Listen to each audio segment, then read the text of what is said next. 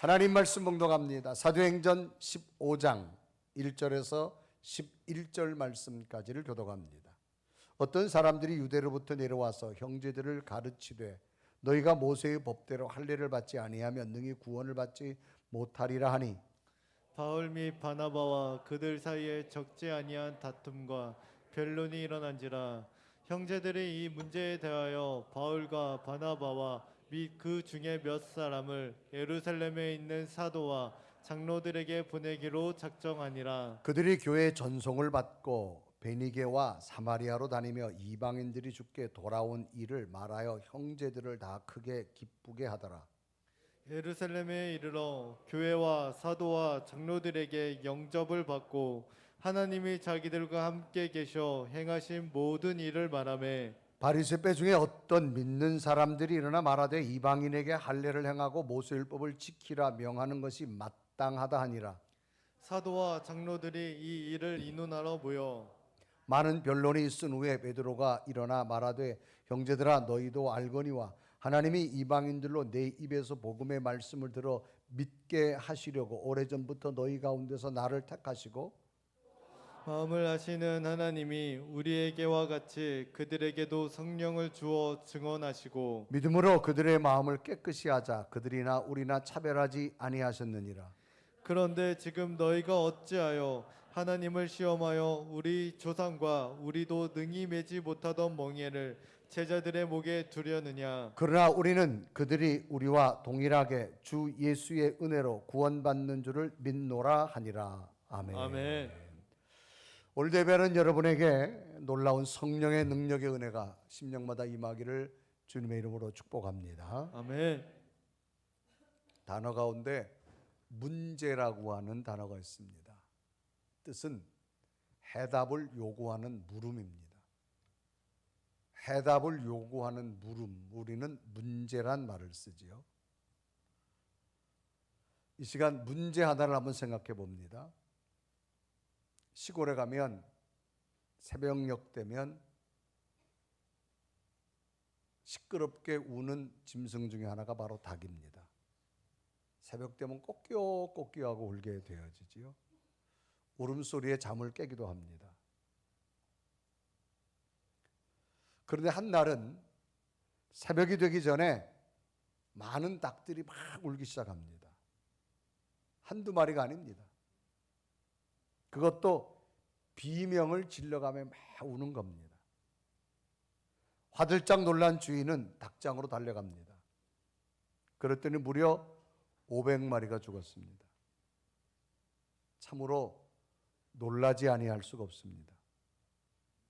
죽은 원인은 금방 알 수가 있었는데 이때 장면은 닭장 한쪽 구석에서 닭들의 천적인 수리부엉이 한 마리가 닭 한 마리를 낚아채고 여유롭게 닭을 뜯어먹고 있는 겁니다. 결국 수리부엉이 한 마리가 무려 500마리의 닭을 죽인 겁니다. 닭들은 수리부엉이가 나타나서 공격하자 서로 먼저 살겠다고 판단하고 출구 쪽으로 달려가다가 압사한 겁니다. 결국 수리부엉이가 죽인 것이 아니라 닭들이 서로 먼저 살겠다고 해서 생긴 결과입니다. 수리부엉이는 닭 한 마리만 죽이고 나머지 닭들은 동료 닭들이 서로 죽이게 된 겁니다. 참으로 안타까운 일이지요. 이럴 때 그러면 과연 이런 문제 앞에서 희생을 최소화할 수 있는 방법은 없을까라고 하는 겁니다. 똑같은 자연 속에서 살아가는 곤충 한 마리를 소개합니다. 꿀벌이라고 하는 곤충입니다. 꽃에서 꿀을 따서 저장하게 되지요. 꿀벌은 밖에 나갔다가 꽃에 있는 꿀을 발견하게 되면 벌집에 돌아와서 동료들 앞에서 날개질하면서 막 춤을 추기 시작합니다. 그러면 그것을 본 다른 꿀벌들이 어떤 방향으로 몇 마리를 보내야 할지를 결정을 합니다. 그렇게 꿀벌은 협력해서 꿀을 많이 벌집에다 모으기 시작합니다. 혼자만이 아닌 함께 저장하고 함께 꿀을 먹게 됩니다. 그런데 이런 꿀벌집에도 문제가 발생합니다. 그것은 이 꿀벌의 천적인 말벌이 침입하는 겁니다. 이 말벌의 크기는 일반 꿀벌보다 몸집이 약 5배 정도 큽니다. 말벌이 침입하면 많은 꿀벌들이 죽게 됩니다. 일단 말벌이 침입하면 일단 꿀벌들이 말벌 주위를 뺑 둘러가며 에워싸기 시작합니다. 그리고 그 말벌 주위를 뺑 둘러싸고 거기서 날개짓을 하기 시작합니다. 그것은 주변의 온도를 막 높이기 위한 날개짓입니다. 말벌이 고온에 약하다는 사실을 꿀벌들은 알고 있습니다. 그래서 45도까지 상승하면 말벌은 주변 온도 때문에 죽는다고 합니다. 그래서 그 말벌을 에워싸서 아주 심한 날개짓을 해서 그 주변의 온도를 높여주는 겁니다. 이런 과정에서 꿀벌 중에 몇 마리는 말벌의 공격을 이기지 못하고 죽기도 합니다. 그런데 자기 자신이 죽는 한이 있더라도 그 포위망을 꿀벌들은 풀지 않습니다. 끝까지 그 포위망을 지킵니다. 결국 말벌이 죽고 나면 다시 꿀벌들은 날개짓을 열심히 또 합니다. 이제는 날개를 반대합니다. 이유는 48도가 되면 자신들도 죽는다는 사실을 알고 있기 때문에 서로 열심히 날개짓, 이제는 온도를 낮추는 날개짓을 합니다. 그래서 열심히 날개짓을 해서 다시 온도를 낮춰서 정상적인 삶을 살아가죠. 닭과 꿀벌은 너무 참 대조적입니다. 위기라고 하는 문제 앞에서 그 문제를 대처하는 모습이 너무나 다르다는 거지요. 닭들은 천적인 수리부엉이가 나타나자 서로 자신들만이 살겠다고 발버둥 치면서 남도 죽고 결국은 자신도 죽고 맙니다. 그러나 꿀벌은 함께라는 협력의 관계에서 자신은 죽지만 동료는 살리자라는 식으로 생존해 갈 때 결국 자신도 살고 동료도 살더라는 거지요. 그래서 우리는 간혹 어리석은 사람을 닭대가리라 그렇게 말합니다. 문제 앞에서 그 문제를 풀어가는 방법이 어리석다 그 얘기죠.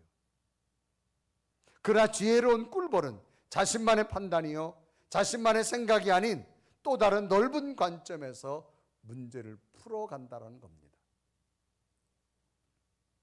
오늘 우리는 인생을 살아가면서 수많은 문제를 안고 있습니다. 이 문제를 과연 우리는 어떻게 풀어갈 것인가라고 하는 거죠. 오늘 성경 본문도 초대교회에 문제가 생겼습니다. 그 문제를 어떻게 대처하고 어떻게 풀어갔는가라고 하는 것이 성경에 기록된 내용입니다. 사도행전 14장은 바울과 바나바를 통해서 이방 민족에게도 복음이 전파되기 시작합니다. 그래서 사도 바울이 1차 선교 여행을 마치고 자신이 선교지로 파송했던 수리아에 있는 안디옥 교회에 돌아와서 자신이 지금까지 선교를 하면서 되어졌던 모든 일들을 선교 보고합니다. 보고하면서 하나님께서 행하신 모든 능력의 일과 이방인들에게도 하나님께서 복음의 문을 열어주셨다라고 그렇게 선교 보고합니다. 그래서 사도행전 14장 27절은 기록하지요. 그들이 이르러 교회를 모아 하나님이 함께 행하던 모든 일과 이방인들에게 믿음의 문을 여신 것을 보고하고라고 기록합니다. 이제 1차 전도여행을 마친 바울과 바나바는 안디옥 교회에서 1년 정도를 쉬게 됩니다. 그 즈음에 베드로 사도가 안디옥 교회를 방문하게 됩니다. 이 베드로는 로마의 탄압으로 감옥에 갇혔지만 기적적으로 탈출해서 예루살렘을 떠나서 이 안디옥과 주변 많은 교회를 방문하게 됩니다. 당시 베드로는 유대인들에게 복음을 전하고 교회를 세우는 일을 힘쓰고 있었습니다. 그러면서도 이 베드로는 이방인들과도 함께 교제하면서 식사도 했습니다. 이때 안디옥 교회 베드로가 왔을 때 갑자기 예루살렘에서 어떤 사람들이 찾아왔습니다. 찾아와서 이야기합니다. 베드로요, 당신이 이방인들하고 식사하는 것도 문제지만, 왜 이때는 유대인과 이방인이 상종하지 않았습니다. 당신이 이방인과 식사하는 것도 문제지만 또 하나 문제는 뭐냐? 우리가 구원받으려면 우리는 정통 유대인으로서 모세의 말씀에 기록된 대로 할례 의식을 받아야만 구원받는데, 너희들이 전하는 복음은 이 할례도 받지 않고 이방인들에게도 구원이 있다고 말하지 않냐? 잘못됐다라고 말합니다. 그래서 사도행전 15장 1절은 이렇게 기록하죠. 어떤 사람이 유대로부터 내려와서 형제들을 가르치되 너희가 모세의 법대로 할례를 받지 아니하면 능히 구원을 받지 못하리라. 지금 이방인들에게 복음을 증거했지만 이방인들에게는 할례 받지 않아도 예수 그리스도의 은혜만 있으면 구원받는다고 말씀을 증거했는데, 예루살렘에서 소수의 사람이 와가지고 또 유대인들처럼 할례를 받아야 구원받는다고 말합니다. 그래서 교회에 문제가 생겼습니다. 이것 때문에 할례 받아야 구원받는다, 할례 받지 않아도 예수님의 은혜로 구원받는다, 이 두 사상이 서로 다투기 시작합니다. 서로 변론하기 시작합니다. 결국은 할 수 없어서 안디옥 교회가 해결할 수 없어서 이 안디옥 교회가 이 바울과 바나바를 다시 예루살렘 교회에 보냅니다. 예루살렘 교회 가가지고 어느 것이 이 문제의 해결점인지 찾아가 줘라는 거예요. 그래서 예루살렘 교회 올라가서 거기서 문제를 해결해 가져오는데, 최초로 예루살렘 교회에 공식적인 이런 문제에 대해서 회의가 열리기 시작합니다. 그래서 사도행전 15장 2절은 기록하죠. 바울 및 바나바와 그들 사이에 적지 아니하는 다툼과 변론이 일어난지라. 형제들이 이 문제에 대하여 바울과 바나바와 및 그 중에 몇 사람을 예루살렘에 있는 사도와 장로들에게 보내기로 작정하니라 라고 말합니다. 이때가 AD 49년, AD 50년경입니다. 그래서 최초로 예루살렘 교회에 이 교리적인 문제가 회의를 열리기 시작합니다. 결과가 나왔습니다. 이방인에게도 할례 받지 않아도 구원받을 수 있다. 이방인에게도 예수 그리스도의 능력이 나타난다라고 하는 그런 확증을 얻게 되어집니다. 그래서 비로소 복음은 유대인들의 소유가 아니라 모든 인류에게 동일하게 나타나는 하나님의 능력이었음을 이야기합니다. 아멘. 그런데 당시는 이 문제가 너무나 아주 예민하고 난감한 문제입니다. 이때 당시는 정통 유대인들이 유대 사회를 지배하고 있던 시대고, 또 정통 유대교라고 하는 교회가 모든 국가 전체를 이끌어갔습니다. 유대인들은 정통 율법이 할례 의식 받아야만 구원받는다는 겁니다. 그런데 예수 그리스도의 부활을 목격한 초대교회 사람들은 아니다, 예수 그리스도만 믿어도 구원받는, 이 두 가지 너무나 충돌하고 대립되는 겁니다. 이런 난감한 문제 가운데 바울과 바나바와 베드로가 이 문제를 아주 은혜롭게 풀어갑니다. 그러면 우리가 인생을 살아가면 우리에게도 수많은 문제가 있을 수 있습니다. 이 문제를 어떻게 풀어갈 것인가를 오늘 성경 말씀을 통해서 우리는 깨닫고 발견하면서 여러분 삶 속에 나타난 수많은 문제가 있다 할지라도 하나님의 은혜로 풀려지기를 주님의 이름으로 축복합니다. 아멘. 첫째는 뭐냐? 어떻게 풀어갔을까? 하나님의 뜻을 찾았다는 겁니다. 당시 할례를 받아 구원받는다, 그 주장과 이방인에게 할례가 없어도, 왜 이방인은 할례를 받지 못하니까, 이방인이 예수 그리스도만 믿음으로 말미암아 구원 얻는다, 이 두 양쪽의 대립이 너무 크게 부딪힙니다. 그래서 성경에 보니까 많은 변론이 시작됩니다. 사도행전 15장 7절에 기록하죠. 많은 변론이 있은 후에, 여러분 변론이라는 말은 뭐예요? 사리를 밝혀서 옳고 그름을 따지는 겁니다. 뭐가 옳은 거냐 그 말이에요. 할례를 받아야 구원받는다, 할례 받지 않아도 예수 그리스도의 부활만 믿어도 구원받는다, 과연 이것을 어떻게 어느 것이 옳은 것이냐를 분명히 따져야 되는 겁니다. 상호 간에 주장이 팽팽합니다. 유대인들의 주장, 바울과 바나바, 베드로의 주장, 오랜 변론 끝에 베드로가 정확한 답을 냅니다. 여러분, 이방인이 할례받지 않고 구원받는 것은 하나님의 뜻입니다. 그래서 하나님께서 일찍이 예수 그리스도를 보내셨고,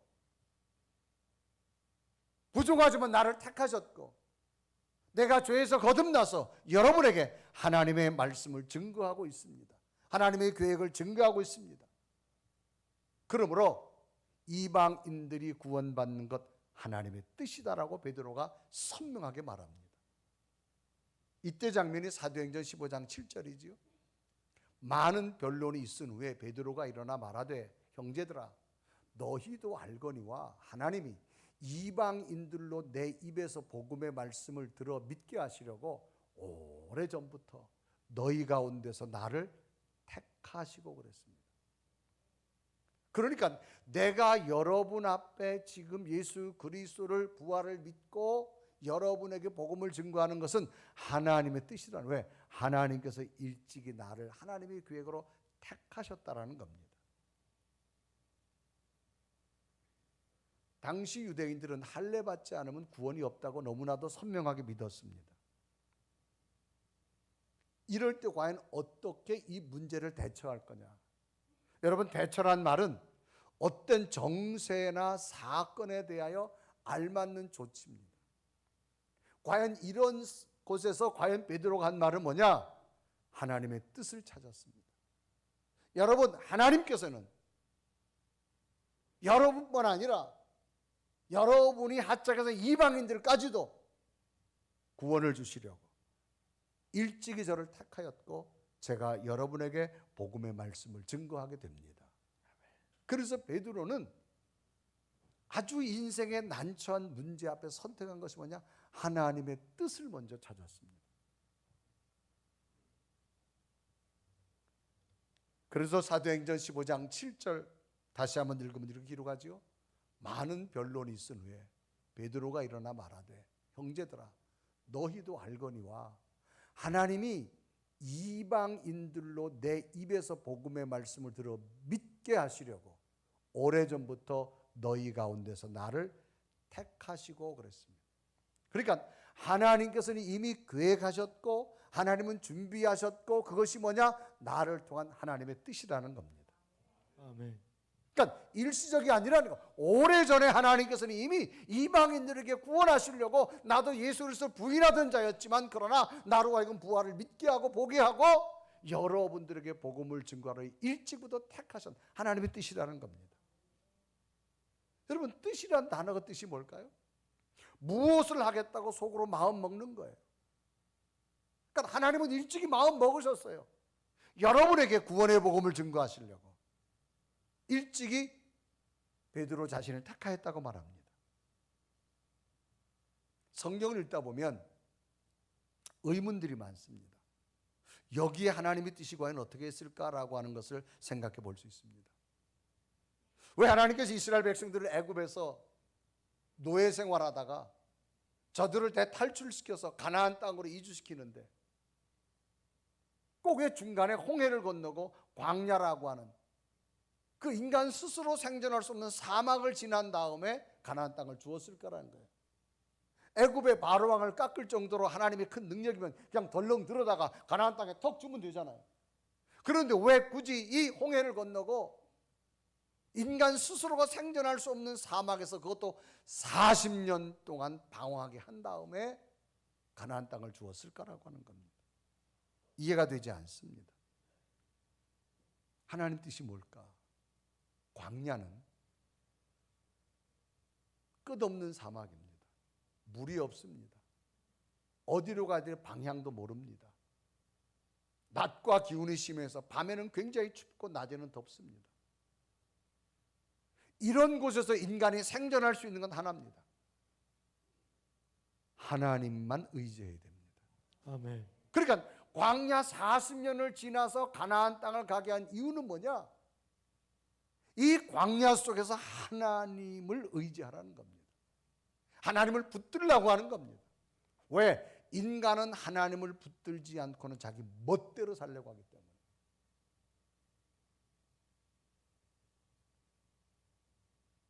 방향도 모르고 마실 물도 없고 먹을 것도 없고. 그런데 하나님은 추우면 불기둥을 주었고 더우면 구름기둥을 주었고 아멘. 아침에 자고란 만나를 주었고 아멘. 메추라기를 주었고 아멘. 반석을 갈라서라도 물을 공급해 주시는 하나님. 아멘. 수많은 적들이 공격해도 다 막아주시는 하나님. 아멘. 그러니까 하나님의 뜻이 뭐냐? 저들로 하여금 가나안 땅을 쉽게 줘도 되지만 그렇지 않습니다. 쉽게 주면 오히려 하나님을 잃어버리기 때문입니다. 고난 속에서 하나님의 뜻, 하나님을 붙들라는 겁니다. 아멘. 어느 곤충학자가 실험을 해봤잖아요. 누에고치에서 나방이 이렇게 나오는데 그 나방이 누에고치에서 나오는데 너무 힘들게 나오는 거예요. 정말 막 비좁고 그 누에고치에서 나오는데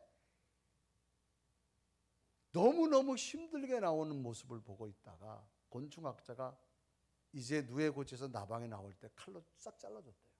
그래서 쉽게 나오겠대요. 아, 이러면 될 걸 왜 저렇게 누에고치에서 힘들게 나올까? 그런데 놀라운 결과는요, 칼로 싹 잘라 나온 누에고치는 나왔는데 날지를 못한다는 거예요. 쉽게 나왔는데 날개가 없어서 못 난대요. 왜 그런 거 봤더니 그 좁은 구멍에서 이 날개를 가지고 막 버부덩쳐 나올 때에 날 수 있는 힘이 생긴다는 거예요.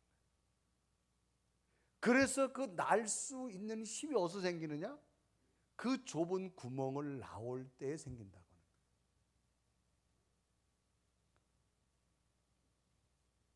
왜 하나님은 우리에게 인생의 고난을 주실까? 왜 문제 앞에 우리는 두려워하고 좌절해야 될까? 중요한 것은 하나님의 뜻을 찾으면 정답이 찾아지기 시작합니다. 아멘. 어린아이가 크다 보면 2살 정도 되면 이제 엄마를 막 따라하잖아요. 엄마가 과일 깎다 보면 신기하거든요. 과도를 달라 그러잖아요. 자기도 깎겠다고. 그거 안 줘요. 막 애가 때를 쓰면서 울어요. 자기가 깎아보겠다고. 절대 안 줍니다. 왜? 주고 싶지만 안 줘요. 줬다가는 아이가 다칠까 봐. 이 다음에 걔가 20살만 돼봐요. 하지 마라 그래도 칼을 갖다 앵깁니다. 이제 네가 하라고. 이거 배워야 된다고. 엄마의 뜻은 뭐예요? 그 아이를 보호하는 거예요. 그때는 그걸 안 줘요. 그 아이가 크고 나면 줍니다. 우리가 인생을 살다 보면 왜 내 인생에 여기서 이런 시점에 문제가 생겼을까? 분명히 잘 될 줄 알았는데 왜 이렇게 됐을까? 우리 아이들이 왜 이런 방향으로 하나님이 인도할까? 내 방향은 이 방향인데 인생에 의문이 있을 때 있습니다. 여러분의 지혜로 답을 찾지 마시고 하나님의 뜻을 찾으시길 바랍니다. 아멘. 그래서 먼 훗날 여러분 지나고 나면 아하! 하나님이 그때 이거 주시려고 그때 나로 고난도 주었고 눈물도 주었고 아픔도 주었고 그때 그걸 주었기 때문에 오늘 내게 이런 선물이 왔구나. 아멘. 깨닫게 되는 은혜가 하나님의 뜻하심에 있습니다. 여러분 인생의 어떤 문제 앞에서도 여러분의 생각을 먼저 필요하지 마시고 하나님의 뜻이 어디 있을까 아멘. 찾아가는 믿음 되기를 바랍니다. 아멘. 그래서 성경에 보면 야곱의 12명의 아들 가운데 11번째 아들 요셉이라는 아들이 있어요. 아버지 야곱으로부터 너무너무 사랑을 많이 받았지요. 그래서 성경에 보면 이 요셉은 형제들보다 다르게 자색 옷을 입었어요. 이때 당시 자색 옷은 귀족들이 입는 옷입니다. 그러니까 이 아들 11번째 요셉에게만 아버지가 너무 사랑하다 보니까 다른 형들이 막 미워하고 질투합니다. 그러다가 들에 농사지러 나갔다가 어떻게 합니까? 너무 미우니까 요셉을 죽이려고 구렁텅이에 넣었는데 그래도 유다라고는 그래서 어떻게 우리가 죽이느냐? 그때 마침 애굽으로 가는 상인이 있어서 노예로 팔아버리잖아요. 하루아침에 요셉이 애굽의 노예가 됩니다. 그렇게 자색 옷을 입고 자라던 아들이 남의 나라 와서 노예가 되고 나니까 얼마나 힘들어요.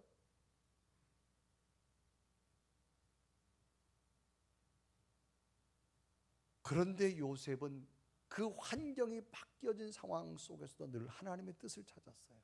그래서 성경에 보면 요셉이 하나님과 동행했단 말이 있습니다. 그렇게 환경이 바뀌어졌으면 불평하고 원망하고 짜증내고 죽어버리면 그만이야지, 뭐 그런 얘기도 충분할 거 아니에요? 그런데도 요셉은 하나님과 동행했다고 성경 기록합니다. 그건 뭐예요? 하나님의 뜻이 어디 있을까? 하나님 뜻이 어디 있을까? 그런데 놀라운 결과는요, 애굽 나라에 큰 7년의 대흉년이 됩니다. 그런데 하나님께서 요셉에게 꿈을 해몽할 수 있는 지혜를 줘요. 그래서 애굽 나라에 7년의 풍년 다음에 7년의 흉년을 준비시킵니다. 그 지혜에 감동돼 가지고 애굽의 왕이 요셉을 총리 대신으로 세웁니다. 왕 밑에 모든 권한을 다 줬어요. 이제 가나안 땅에 살고 있던 요셉의 형제들이 먹을 것이 없어서 애굽에 쌀이 있다 그래 가지고 애굽으로 갔지요. 갔는데 그 모든 쌀을 배급하는 관장이 요셉입니다. 총리 대신입니다. 그래서 요셉의 일찍이 팔아버렸던 형들이 요셉과 만나게 됩니다. 형들이 보고 깜짝 놀랍니다. 꼼짝없이 죽었다 우리는. 우리가 예전에 팔아먹었던 동생이 애굽 나라 총리 대신 됐으니까. 그런데 그때 요셉이 뭐라 말하세요? 형님들 걱정하지 마세요. 형님들이 파는 것이 아니라 하나님이 일찍 나를 보내셨습니다. 우리 가정을 구원하려고 하나님 나를 먼저 보냈 하나님의 뜻이었다고 말합니다.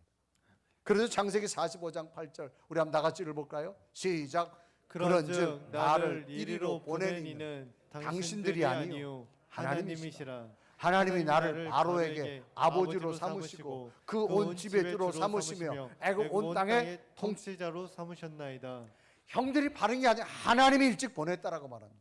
그래서 나로 하여금 이 애굽을 다스릴 수 있는 자리로 주어서 우리 가정을 이 7년의 대 흉년 가운데 구원하려고 나를 보냈다라는 겁니다. 어떤 문제 앞에서 하나님의 뜻을 먼저 찾을 수 있는 믿음을 가져보십시오. 아멘. 여러분이 알지 못하는 또 다른 길이 보여질 줄로 믿습니다. 아멘. 왜? 우리가 너무 쉽게 하는 게 문제 앞에서 원망 불평만 쏟아내잖아요. 원망 불평만 쏟아내면 길이 안 보여요. 그런데 그 문제 앞에서 하나님의 뜻이 어디 있을까? 왜 이런 고난을 주시고 이런 길로 인도하시고 왜 이 문제를 주었을까? 가만히 생각해 보면 하나님은 하나님의 길을 보여주기 시작합니다. 아멘. 때로는 내가 지금 이리로 가고 싶으면 이리로 가면 안 돼요. 나는 몰라요. 하나님은 아시기에 돌아가게 만들고 피할 길을 주시고 아멘. 넘어갈 산을 주시고 아멘. 가장 완벽한 분이 하나님인 줄로 믿습니다. 아멘. 그래서 베드로는 말합니다. 여러분이 유대인만 구원받는다, 할례 받아야 된다, 아니다, 가지 말라는 거예요. 하나님은 일찍이 나를 택해서 보내 하나님의 뜻을 이야기합니다. 두 번째는 성령의 능력을 의지합니다. 이제 베드로는 이방인에게도 유대인에게도 동등하게 하나님의 은총 안에 있음을 확인합니다. 그래서 하나님 저들의 마음속에 성령의 능력을 주어서 하나님이 일하심을 보게 하시고 하나님의 일하심을 알게 하시고 저들에게 성령을 부어달라고 말합니다. 그래서 사도행전 15장 8절은 기록하지요. 또 마음을 아시는 하나님이 우리에게와 같이 그들에게도 성령을 주어 증언하게 하시고, 성령은 하나님의 영입니다. 하나님의 능력입니다. 그러니까 하나님의 능력은 인간의 한계 상황을 뛰어넘어 역사하시는 하나님만이 가지고 있는 고유한 능력입니다. 그래서 베드로마다 하나님 성령의 영을 부어주셔서 저들이 가지고 있는 율법주의적 생각, 할례 받아야 된다는 생각 다 버리게 하시고 하나님의 능력이 저들에게 임하게 하여 주옵소서. 아멘. 사람은 어떤 문제를 가지고 감정적으로 대처하거나 이성적으로 대처하면 끊임없는 대립만 나타납니다. 자신의 자존심을 세우려고 그러고요, 자신의 틀을 사람들은 버리려고 하지 않습니다.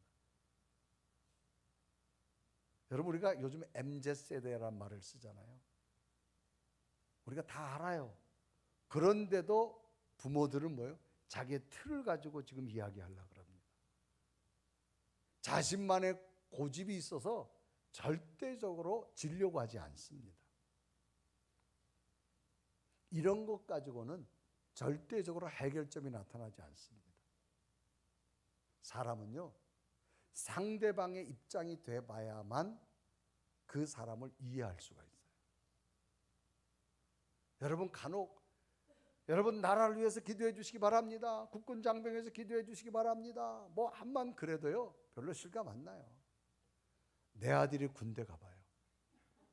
군복이 멋있어 보이고요, 국가를 위해서 기도하게 되고요. 세상에 제일 멋있는 옷이 군복이요. 예전에는 휴가 나온 애들이 안 보였는데 내 아들이 군대 가봐. 또 쳐다보고 또 가서 물어보고 어디에 근무하냐고. 사람은 상대적으로 내 같은 입장이 돼봐야 돼요. 그러려면 인생의 모든 문제를 다 경험할 수 없잖아요. 이럴 때 우리가 경험하지 않아도 풀어가는 분이 누구냐? 성령님이세요. 그래서 성경은 수많은 인생의 문제를 하나님의 능력으로 풀어간 사람들의 이야기가 성경에 소개됐어요. 창세기 보면 에서와 야곱이 나옵니다. 야곱이 20년 만에 고향으로 돌아가요. 20년 만에 동생이 돌아온다는 소식을 듣고 에서가 마중을 나가는데 성경은 400명의 군대를 거느리고 나갑니다. 20년 만에 동생이 온다면 떡을 해가지고 가야 되는데, 환영해줘야 되는데 400명의 군대를 거느리고 죽인다는 거예요. 얼마나 죽이고 싶었으면 400명의 군대를 데려가겠어요? 이때 장면이 창세기 32장 6절은 기록하죠. 사자들이 야곱에게 돌아와 이르되 우리가 주인의 형 에서에게 이른즉 그가 400명을 거느리고 주인을 만나러 오더이다. 깜짝 놀랐어요. 그래서 이때 야곱의 마음이 두렵고 떨리기 시작합니다. 성경은 얼마나 두려운지 심히 두렵고 떨렸다 기록합니다. 그래서 창세기 32장 7절은 기록합니다. 야곱이 심히 두렵고 답답하여 자기와 함께한 동행자와 양과 소와 낙타를 두 떼로 나누고 심히 두렵고 답답했어요. 해결할 길이 없어요. 이제 형한테 죽어야 됩니다. 가족도 죽어야 되고 자녀도 죽어야 되고 자기가 그동안 벌었던 가축도 다 빼앗겨야 돼요. 그래서 야곱이 선택한 것이 뭐냐? 하나님께 기도합니다. 하나님 살려주세요. 하나님 도와주세요. 형 에서의 마음을 움직여주세요. 내 가족들을 지켜주세요. 자기 힘으로 불가능하자 하나님의 능력을 구합니다. 이때 장면이 창세기 32장 11절에 기록하지요. 내가 주께 간구하오니 내 형의 손에서 에서의 손에서 나를 건져내시옵소서. 내가 그를 두려워하면 그가 와서 내 처자들을 칠까 겁이 나기 때문이다. 하나님, 내가 형을 어떻게 할 수가 없습니다. 400명의 군대 앞에 나는 죽을 수밖에 없고 내 자녀와 내 처자까지 다 가족이 몰살당할 수밖에 없습니다. 하나님 앞에 기도하고 하나님의 능력을 구하는 겁니다. 그런데 놀라운 일이 생겼어요. 갑자기 하나님의 영이 야곱을 그렇게 죽이려고 했던 에서의 마음속에 들어갑니다. 그 짧은 순간에 에서의 마음을 확 움직여놔요. 조금 전까지 그렇게 야곱을 죽이려고 싶은 마음이, 증오하는 마음이 어느 순간에 확 사라져요. 갑자기 에서의 손에서 칼이 떨어집니다. 그리고 달려와가지고 야곱을 부둥켜 안으면서 네가 내 동생이냐. 이때 장면이 창세기 33장 4절입니다. 에서가 달려와서 그를 맞이하여 안고 목을 어긋 맞추고 그와 입 맞추고 서로 우니라.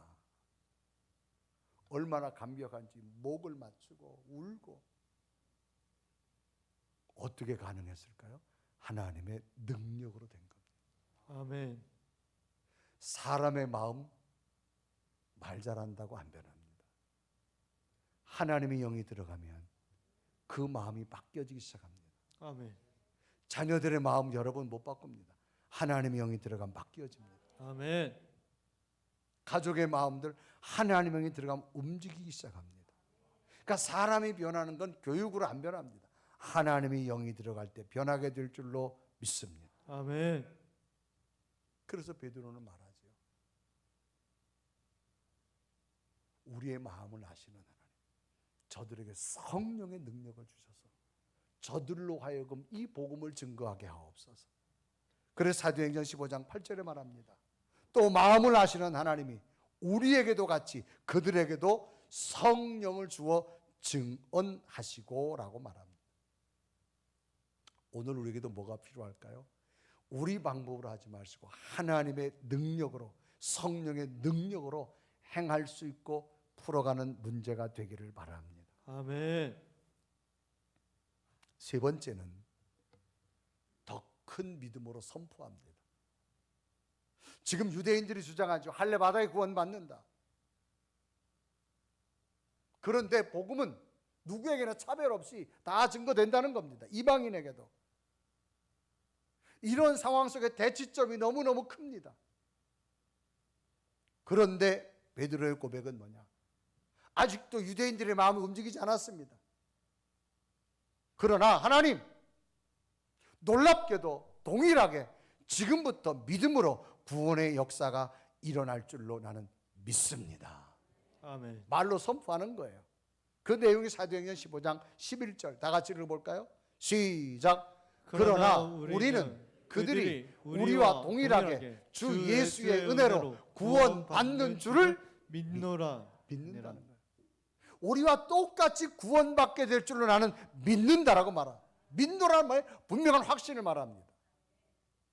여러분 속에 예수 그리스도가 계시다면 그분의 이름으로 확신 있게 선포하십시오. 아멘. 그럴 때 인생의 문제가 풀어져요. 아멘. 여러분, 자신 있는 사람과 자신 없는 사이는 엄청난 차이가 납니다. 여러분 속에 예수 그리스도가 분명히 함께하는 그 믿음이 자신감이 되시면 여러분, 하나님의 능력은 자신 있는 자와 함께합니다. 아멘. 그래서 베드로가 선포합니다. 나는 모든 자에게 구원의 역사가 일어날 줄 나는 믿노라. 아멘. 사도행전 3장에 보면 성전 앞에 한 사람이 앉아 있어요. 이 사람은 40여 년 동안 한 번도 걸어보지 못한 안진뱅이에요. 그러니까 스스로 일을 할 수 없어요. 그래서 지나가는 사람이 구걸하는 삶을 살아갑니다. 하루는 베드로가 성전에 올라가는데 이 사람이 구걸하고 있어요. 돈을 달라고. 그런데 베드로가 그 사람을 딱 보는 순간 그대가 원하는 돈은 내게 없다. 그러나 내 속에 있는 예수 그리스도를 준다. 그러면서 하는 말이, 내가 보니까 안진뱅인데 일어나 걸어라. 이 사람은 40년 동안 한 번도 걸어본 적이 없어요. 그런데 베드로 속에 얼마나 자신감이 있는지 내 속에 있는 예수 그리스도로 너를 걷게 하겠다는 겁니다. 이때 장면이 사도행전 3장 6절은 이렇게 기록하죠.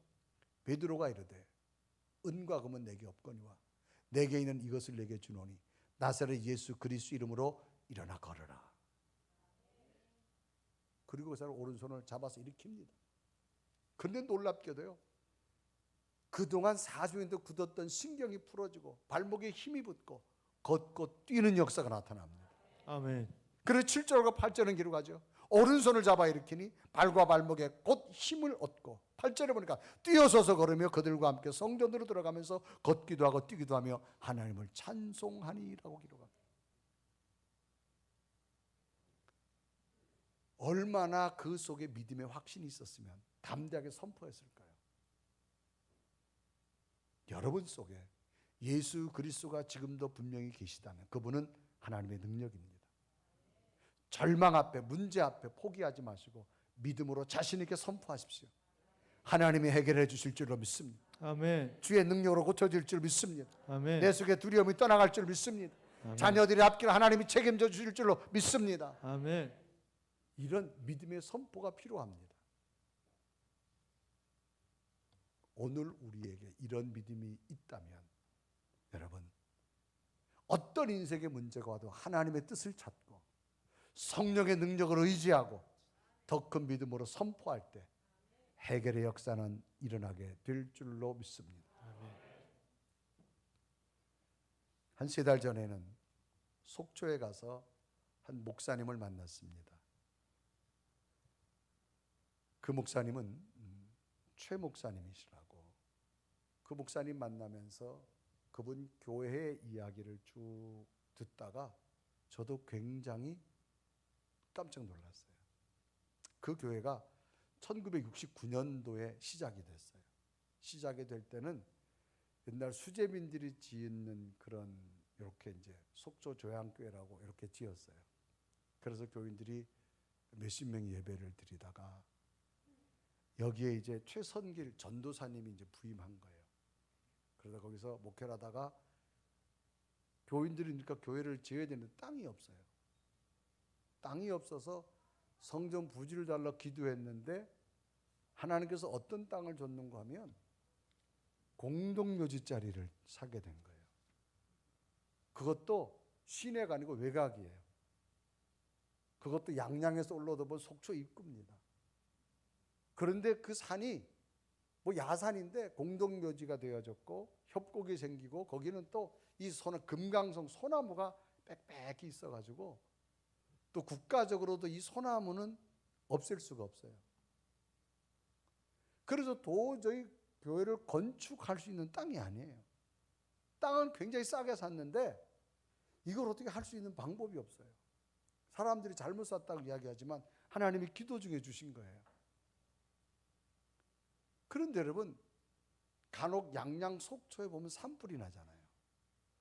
산불 불덩어리가 이 금강 소나무 군락지에 떨어졌어요.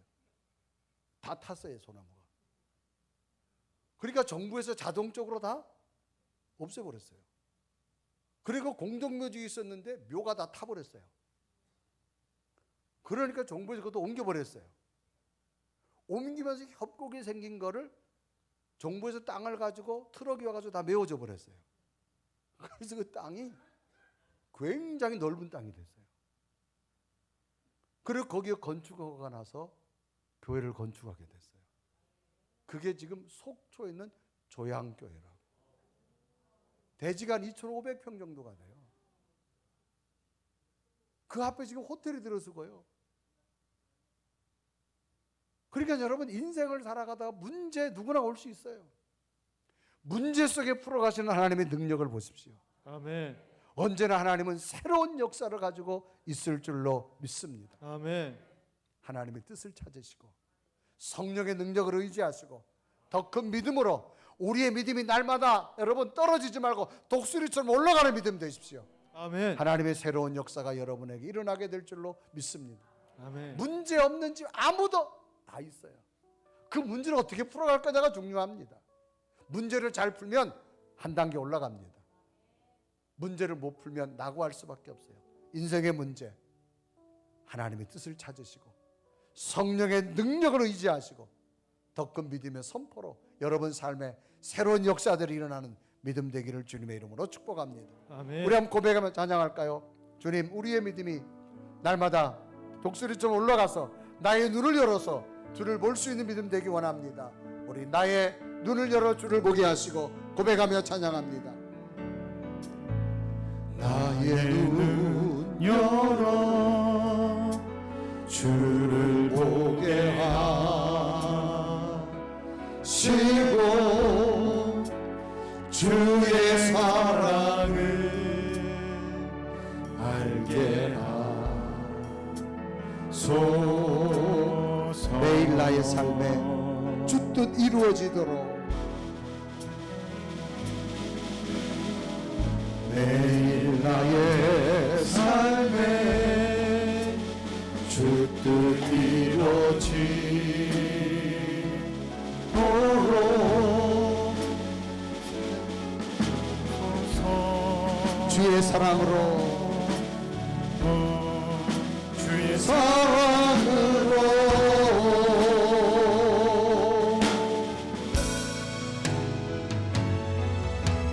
주 사랑 나를 붙드시고 주 곁에 주 곁에 날 이끌소서.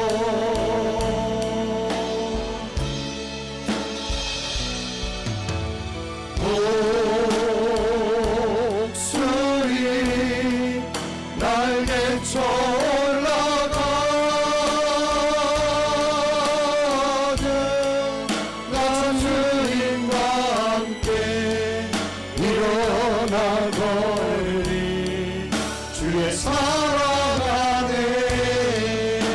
우리 다 같이 두 눈을 감으시고 오늘의 주신 말씀을 한번 묵상해 봅니다. 하나님, 우리 인생에도 문제가 있지요.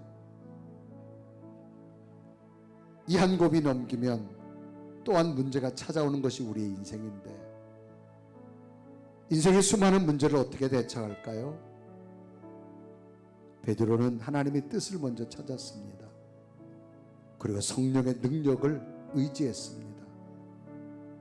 더 큰 믿음을 선포했습니다. 하나님, 하나님의 뜻을 찾게 하여 주옵소서. 내 눈을 열어서 하나님의 뜻이 무엇인가를 보게 하기를 원합니다. 그리고 성령의 능력으로 행하기를 원합니다. 내 힘으로 안 됩니다. 하나님, 더 큰 믿음으로 선포하여서 하나님께서는 반드시 하나님의 사람에게 승리를 주시는 분인데, 때론 돌아가게 하시도 넘어가게 하시도 피할 길도 주시는 하나님의 뜻을 더욱 선명하게 보면서 성령의 능력을 의지하고 하나님의 기적으로 살아가는 내 믿음 되게 하여 주옵소서. 아멘. 지금 인생에 답답함이 왔다 할지라도 하나님이 이 답답함을 하나님의 뜻으로 받기를 원합니다. 성령의 능력으로 의지하기 원합니다. 더 큰 믿음을 하나님의 기적의 역사를 보일 수 있도록 이런 믿음을 내게도 부어주시옵소서. 간절히 고백하며 기도드립니다. 살아계신 주님, 이 시간도 주 앞에 간절히 기도합니다. 하나님 도우시고 나를 세우시사 하나님의 사람으로, 하나님의 거룩한 영으로, 하나님의 약속으로 임하여줄 줄 있어요. 주님, 날마다 하나님의 뜻을 찾기를 원합니다. 성령의 능력으로 의지하기 원합니다. 더 큰 믿음으로 살아갈 수 있도록 성령께서 나와 함께 하시고 나를 새롭게 하시고 하나님의 사람으로 인도하여 주옵소서. 날마다 주님의 뜻을 알기를 원합니다. 내 눈을 열어주시옵소서. 내 심령의 눈을 열어주시옵소서. 하나님의 약속을 얻기 바라시고 주여 이 시간에 기도합니다.